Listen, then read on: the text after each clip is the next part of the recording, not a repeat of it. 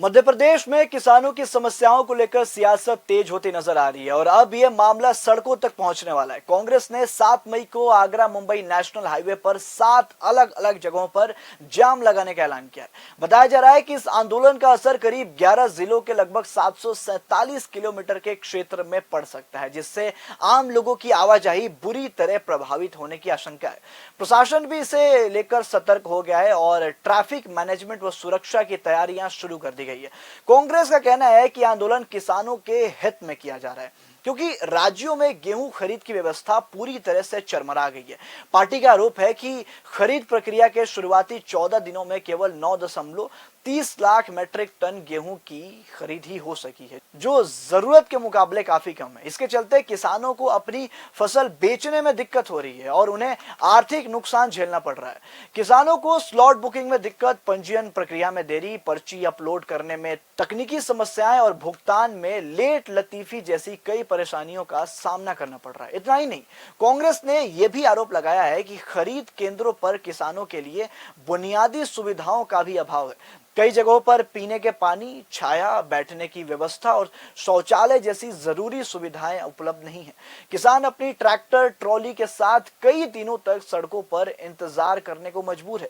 हालत ऐसे बन गए हैं कि कई किसान मजबूरी में अपनी फसल व्यापारियों को कम कीमत पर बेच रहे हैं।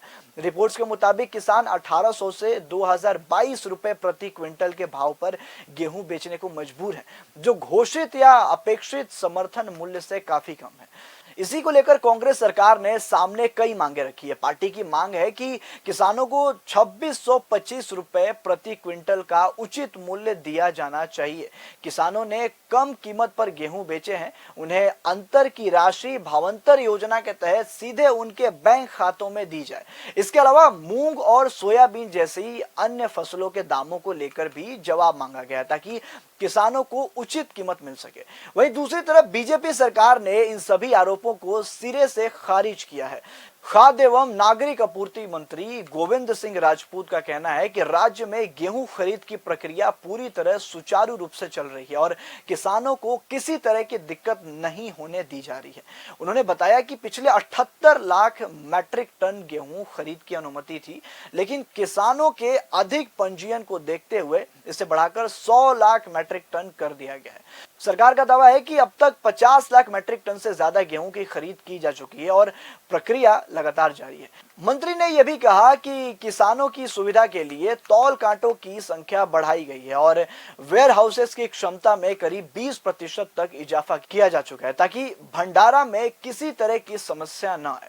उन्होंने यह भी बताया कि मुख्यमंत्री खुद इस पूरी प्रक्रिया की मॉनिटरिंग कर रहे हैं और समय समय पर निरीक्षण भी कर रहे हैं। बीजेपी ने कांग्रेस के आंदोलन पर सवाल उठाते हुए कहा कि हाईवे जाम करने से आम जनता को भारी परेशानी होगी, यात्रियों को लंबा जाम झेलना पड़ सकता है, व्यापार प्रभावित होगा और इमरजेंसी सेवाओं पर भी असर पड़ सकता है। अब देखना यह होगा कि कांग्रेस सच में किसानों के हक में